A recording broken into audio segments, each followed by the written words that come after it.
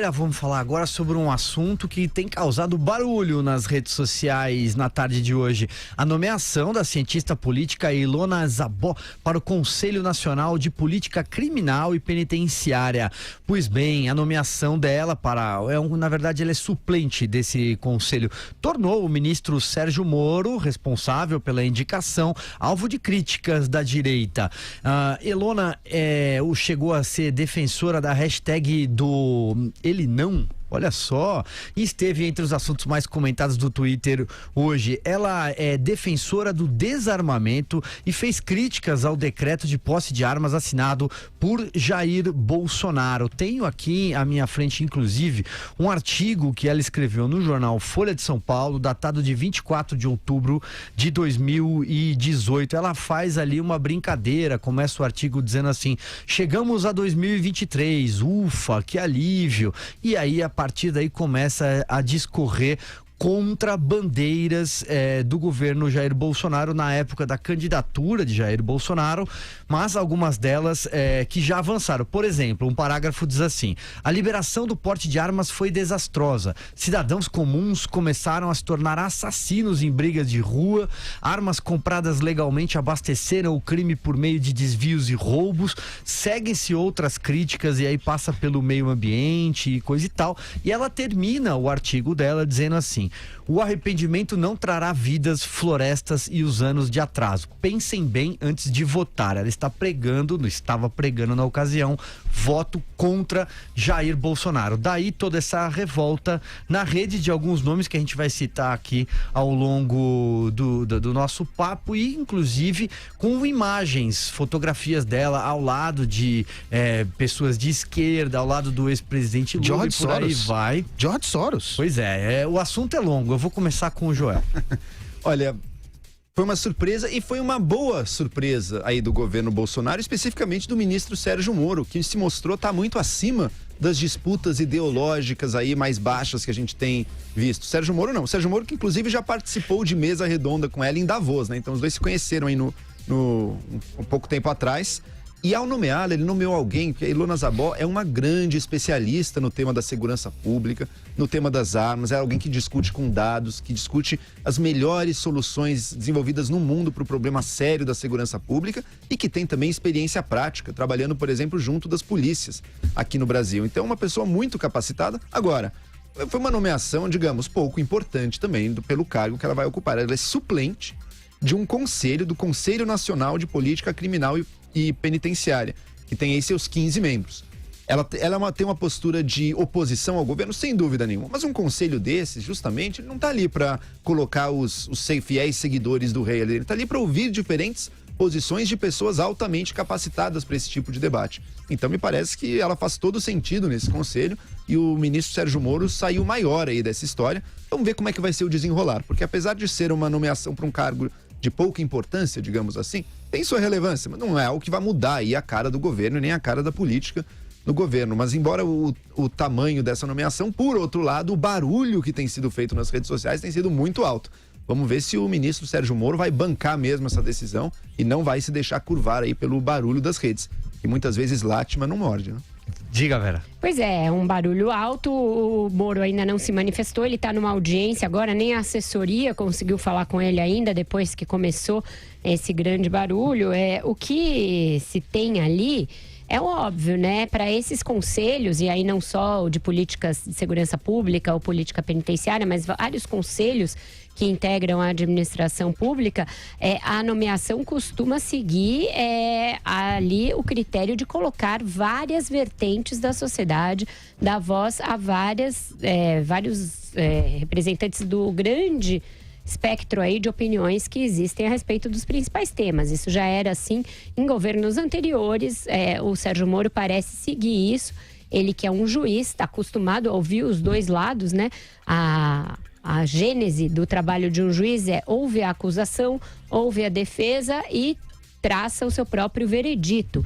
Então, como um juiz de formação, como um democrata, como um estudioso do tema, Moro parece ter colocado no conselho pessoas com vozes diferentes, com opiniões diferentes, com opiniões divergentes. Isso não necessariamente vai moldar a política do governo para esse assunto, tanto é que os projetos a esse respeito já foram mandados para o Congresso e eles não vão na linha do que a Ilona Zabó defende.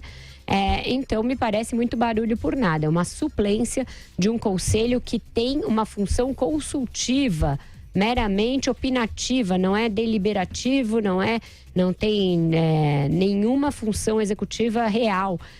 Me parece só um assunto para manter as redes sociais mobilizadas, animadas, contra alguém que a maioria das pessoas que está protestando nem conhece, não sabe nem pronunciar o nome, não sabe nem escrever o nome. Tem vários posts ali com o nome dela escrito das maneiras mais diferentes. A Ilona Zabó tem, inclusive, pesquisas juntamente com um diretor do Banco Central, do Bolsonaro, que é o João Manuel Pinho, que é um economista que atua muito nessa área de segurança, tem estudos muito importantes nessa área e que, quando da época da aprovação do decreto das armas, eu fui procurá-lo para que ele falasse. Ele falou: olha, estou em uma função no governo que é distante disso, não quero falar a esse respeito, recomendo que você ouça a Ilona Zabó, que tem um grande arcabouço de pesquisas nessa área, é uma especialista a esse respeito. Isso significa que ele endossa tudo que ela pensa? Lógico que não. Significa que eles pensam iguais? Obviamente que não. Significa que ele a vê como alguém credenciado, alguém que estudou o assunto e tem uma opinião a ser levada em conta, não para que seja acatada, mas para que seja ouvida. O Brasil desaprendeu a ouvir os divergentes, desaprendeu a ouvir opiniões contrárias às suas e formar a sua própria. Fica um ruído, uma gritaria, uma histeria para cada assunto irrelevante que esconde, na verdade, uma profunda ignorância. Toda histeria é inversamente proporcional ao conhecimento que existe a respeito dos assuntos. Vamos ouvir Carlos Andreasa. Eu conheço a obra da Ilona, tenho profundas discordâncias, embora reconheça dela o mérito de ser uma pesquisadora, de fazer levantamentos importantes, até para o oferecimento do contraditório. Mas eu fico tentado a dizer aqui, porque considero o cargo para o qual ela foi nomeada irrelevante, é uma suplência, considero, portanto, a discussão irrelevante, eu fico tentado a dizer aqui que esse problema é do bolsonarismo. Quem tem que resolver esse conflito diante do contraditório é o bolsonarismo. Ou o Sérgio Moro virou comunista de repente? Exato, né, André? Deixa eu só complementando um pouquinho mais aqui. Criou-se, pelo menos numa certa ala de bolsonarismo radical, uma mentalidade na qual todo mundo que não concorda e não se submete 100% à ideologia dominante é imediatamente um inimigo a ser combatido assim de todas as maneiras. A gente tem expoentes intelectuais dessa ala também, em geral o nível intelectual baixo, mas compõe aí esse papel de expoente intelectual, já querendo fuzilar, metaforicamente falando, aí a Ilona Zabó, e o próprio Sérgio Moro acaba sendo alvo disso, como se não. Agora é um inimigo do povo, como é que nomeia uma pessoa dessas, não sei o quê. É um especialista que entende do assunto. Isso está em falta no Brasil de hoje em dia. Infelizmente, tem muita gente achando que basta ter uma paixão forte ali, um sentimento e um desejo, que isso te qualifica para dar uma opinião minimamente respeitável sobre qualquer assunto. E não é verdade, ela é uma especialista, alguém, portanto, dará uma opinião qualificada, abalizada, e isso faz toda a diferença. Portanto, o Sérgio Moro, ao fazer isso, ele ajuda o governo. Ele está elevando o nível do governo. Ele está trazendo o governo, quem sabe, para transcender o que foi essa briga ideológica de baixíssimo nível, na qual ele ainda insiste em depender muitas vezes. E que faz muito mal a ele, levando a decisões muito ruins. A gente viu nomeações ideológicas recentes aí, algumas até tiveram que ser desfeitas pouco depois, porque foram muito ruins. Mas é uma curva de aprendizado. Vamos ver se o governo ouve aí as melhores vozes dentro dele. E, sem dúvida nenhuma, o Sérgio Moro é uma dessas. Quer complementar, Vera? E eu acho que assim, tem que esperar o ministro se manifestar. De repente ele vem a público e diz que a nomeação nem foi uma escolha dele, foi uma indicação, porque essa é uma vaga que cabe pela distribuição paritária a alguma entidade ou a algum setor e que a indicação veio e não passou por ele. Isso pode acontecer. O incrível é que antes que isso aconteça, antes que se dê a possibilidade de um ministro falar a respeito, aqueles que até ontem endeusavam o Sérgio Moro já estão se dedicando a enxovalhá-lo nas redes sociais. Sérgio Moro, que ontem era o herói. Então, isso serve para que se veja a volatilidade das reputações, né, nas redes sociais, a facilidade com que heróis são transformados em vilões e vice-versa. Isso sempre em benefício de um discurso, sempre em benefício de manter as tropas mobilizadas, né? Isso não é racional. Isso não é democrático, não é racional e não traz nenhum ganho em termos de debate público para o país. O Sérgio Moro, acho que tem aí uma folha de serviços prestados ao combate à criminalidade, ao combate à corrupção, que fala por ele mesmo. Não precisa ficar se defendendo de ataques de redes sociais por coisas de somenos importância. E é incrível que aqueles que até ontem usavam o Moro para os seus fins políticos, para combater a esquerda, combater o PT, na mesma voracidade o transformem em vilão. Isso é vil.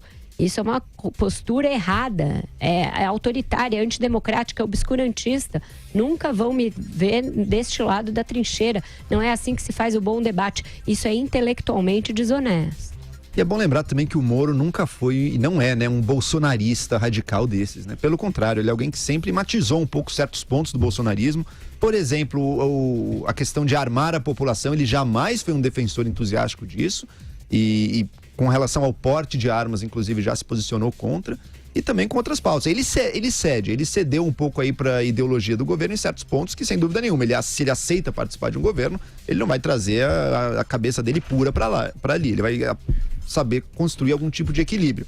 Também, por exemplo, na questão do pacote legislativo dele, eu não tenho dúvida nenhuma que a Ilona é muito crítica a esse ponto que prevê abolir a pena para o policial que se exceder na legítima defesa, matar a pessoa, mas se o policial tivesse sido movido pelo medo ou pela surpresa, a pena dele poder ser levada inclusive a zero. Não tenho dúvida que a Ilona é contrária a isso, mas isso também não faz parte do coração, digamos assim, de políticas e de propostas do Moro. Isso parece muito mais também um equilíbrio, uma tentativa de equilíbrio aí com a ideia original do governo Jair Bolsonaro e da campanha de excludente de ilicitude, que na prática seria liberar os policiais aí para matarem. O Moro está sempre fazendo um difícil trabalho de equilíbrio, mas o coração dele não parece estar no coração do bolsonarismo. É muito engraçado isso, porque diante dessa nomeação, eu pesquei nas redes sociais bolsonaristas influentes arguindo o Sérgio Moro a respeito de sua ideologia. Algo com que as pessoas jamais se preocuparam, porque o Sérgio Moro prestou serviços importantes ao Brasil, cujos efeitos foram extremamente benéficos para o projeto político de Jair Bolsonaro. O Sérgio Moro era o juiz. O Sérgio Moro era o herói nacional. Até pouco tempo, para muita gente, ele ainda é. E herói não tem ideologia. Mas, com essa indicação, começa essa espécie de caça às bruxas ideológicas. O partido do Sérgio Moro, a ideologia do Sérgio Moro, o partido dele é o da Lava Jato.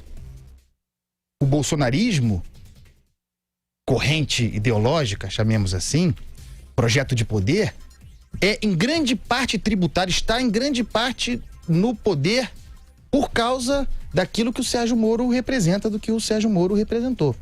Não era o objetivo do Sérgio Moro, evidentemente, mas os efeitos da Lava Jato criaram condições de criminalização da política, como eu sempre falo, que alicerçaram o projeto do Jair Bolsonaro. Então, o que os bolsonaristas deveriam fazer antes de buscar a ideologia do Moro é agradecer ao sujeito. Estão aí no poder, em grande parte graças ao trabalho do Sérgio Moro.